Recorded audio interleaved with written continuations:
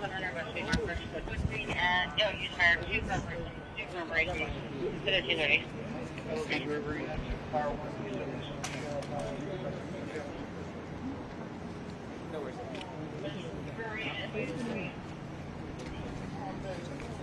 that a good angle?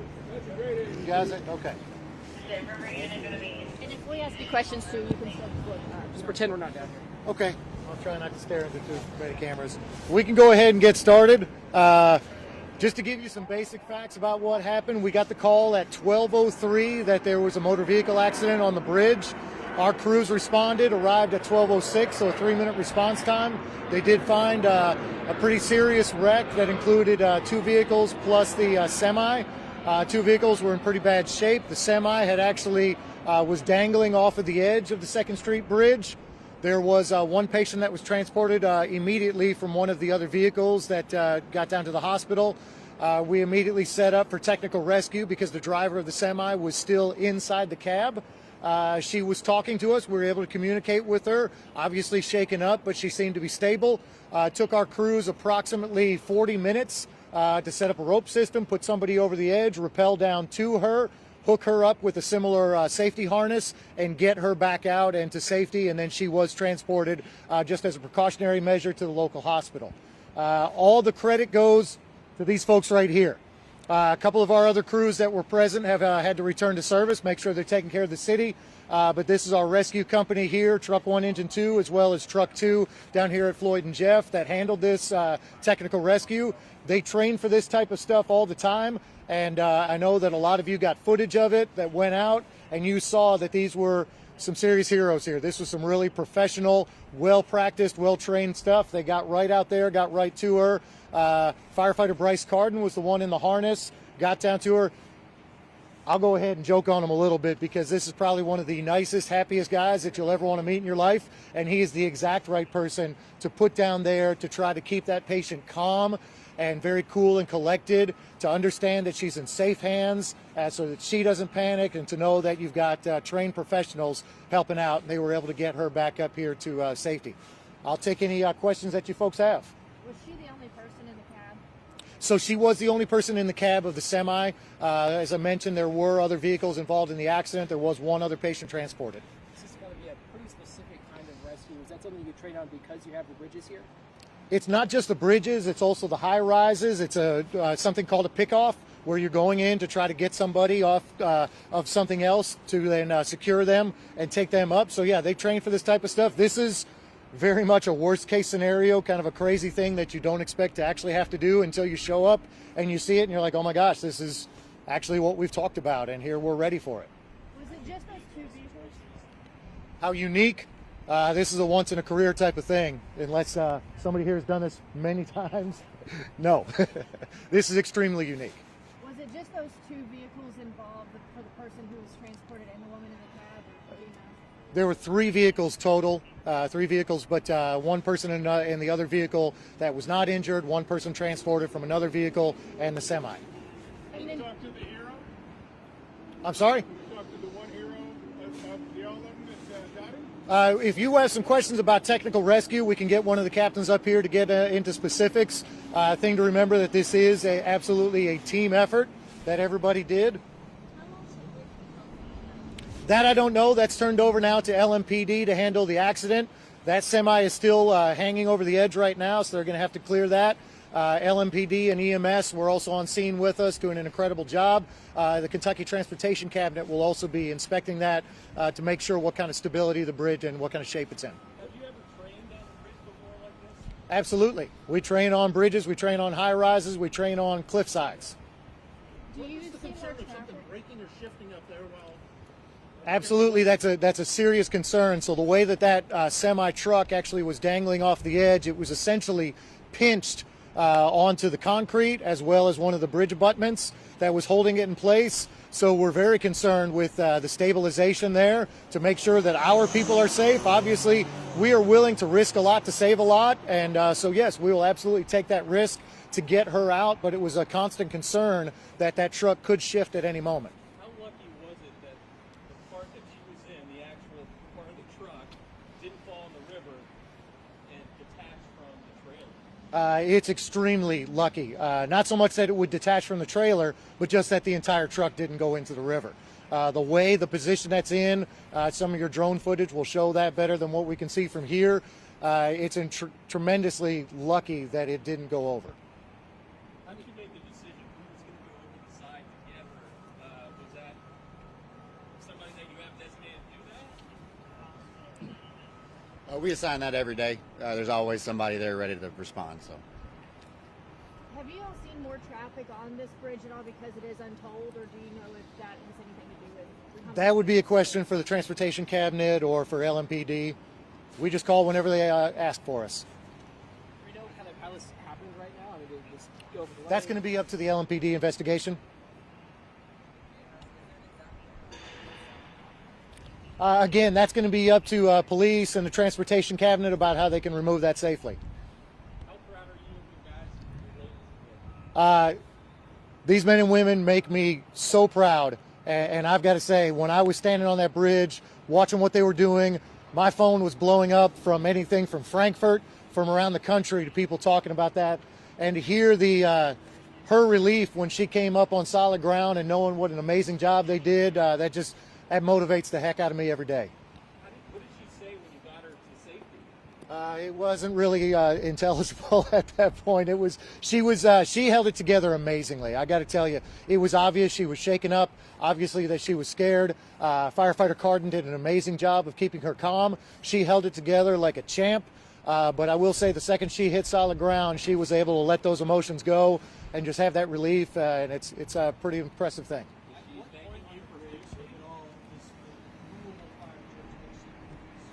So ours goes up to the shore on the opposite side. The river and the bridge, those are ours. That's all Kentucky. So until you get to the opposite shore, that's still Kentucky. That's still Louisville Fire.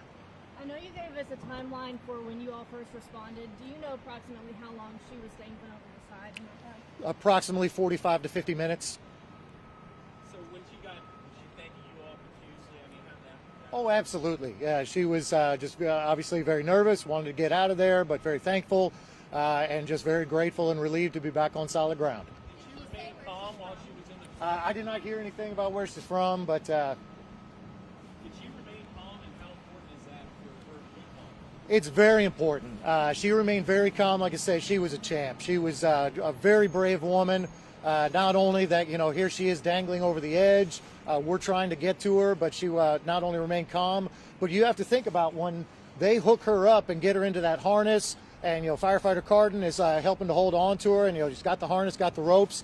But if you have a person kind of panic, I'm sure most of us have heard about that when we learn about swimming and lifeguarding, that the victim being very panicky can be danger, but she was a champ. I did see some swing with the wind and the weather today. Any factor that you wanted to talk about? Some of the swing, too, you have to think, what they used as a high point was one of our aerial devices off of one of our trucks.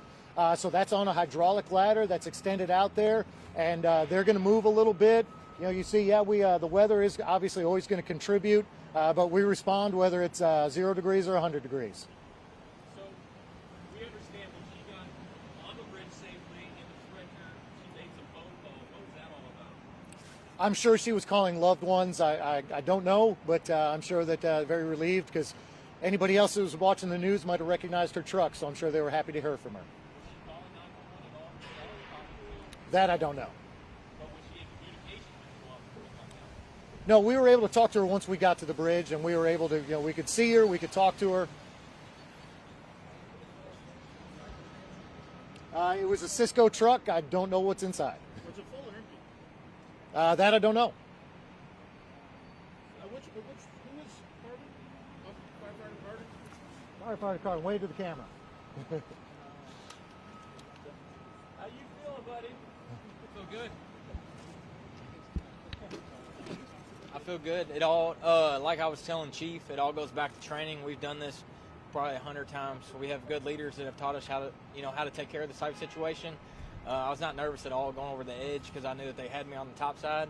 Once I reached her, she was super calm, collected, and helped me do what I needed to do to get her to safety, essentially. And it all worked out for the best, and we'll go back to quarters and get ready to do it again if we have to. So. Could you get a little closer, Paul? Yes, it was. Have Yes. you ever done what? This has to be the craziest thing you've ever done so firefighter? We've definitely done a few crazy things, but yes, this tops it so far. Like I said, we trained for this situation probably 100 times, but to actually put it in action, it felt good. We had a successful rescue, and now we go back and we do it again if we have to. What did you say when you got to her? She was just praying. She was praying a lot, so and I prayed with her, so it was good. I'd like to point out that these crews that responded here, these are the same folks that you saw just less than a week ago down here at the Nulu fire. Just to show we are an all hazards response, whatever it is, just like firefighter Carden just said. When the call goes out, whatever it is, they show up and they handle it. How do you manage an adrenaline rush like that? You still manage to stay At the moment, you don't really think about it. It's more so after the run when you go to debrief, it kind of hits you like, okay, that's pretty cool. You know, like it gets you amped up. But when during the run, it just second nature. Your training takes over. Like I said, we've done it 100 times, so you just think about everything slows down and you think about what needs to be done. I'd like to just comment on that real quick. You know, our captains here immediately once she was safe and transported, they gathered everybody together, talked about the system they had put together, talked about what they had just done, talked about everything that went well, talked about some other options that they might have done differently, because that's the thing when you talk about special rescue. There are more than one way to skin a cat. There's a lot of different ways, but you pick one, you go with it, it works well. So they had an immediate debrief right there, and of course they'll have more debriefs as this come. But even after the rescue, they're training right away to get ready for that next one. When you got there, what did she say to you? Just she was thanking, thank God. That's what she kept saying, thank God. And I told her, I said, just take a deep breath, and then here's what I need you to do, because I needed her to assist in, moving certain ways to be able to get the harness on right. And once we did that, we got her free of the seatbelt, and she was on my system, so I knew that we were good from there. We just needed to bring her on up. I had to trust the guys at the top side, which we have awesome captains and firefighters and sergeants who were assisting the rescue. Obviously, without the whole, it was a team effort. Without everybody doing their job, we wouldn't be able to have a successful rescue. So, What did the cab look like when you got there? Was the door open or were the windows broken? So the door was closed, window was open so that we could talk to her. The truck in general was in halfway decent shape. Obviously, your drone footage and some of the aerial footage will give you a better look at any of the damage to the front of that. But where she was in generally decent shape.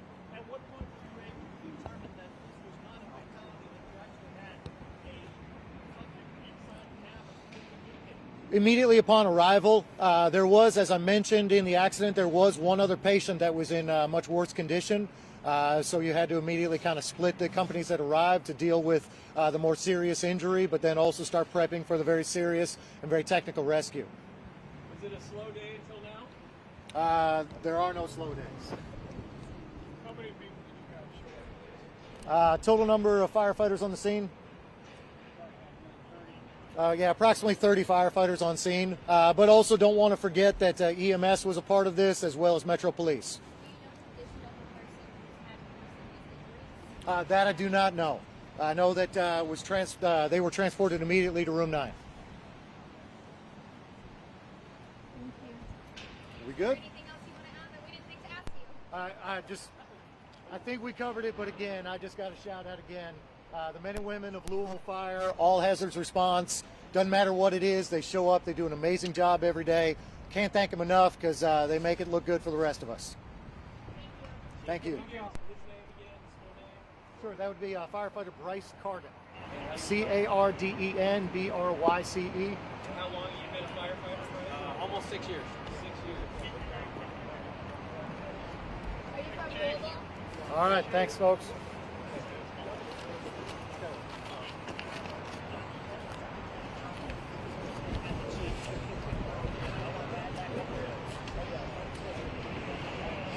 Oh, Chief, you're going to take us up there now so we can get pictures, right? Yeah, of course, yeah. Any idea?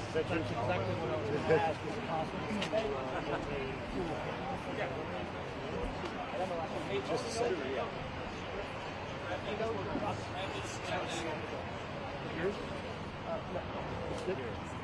Do you have any idea when the road might be open or minimal closed?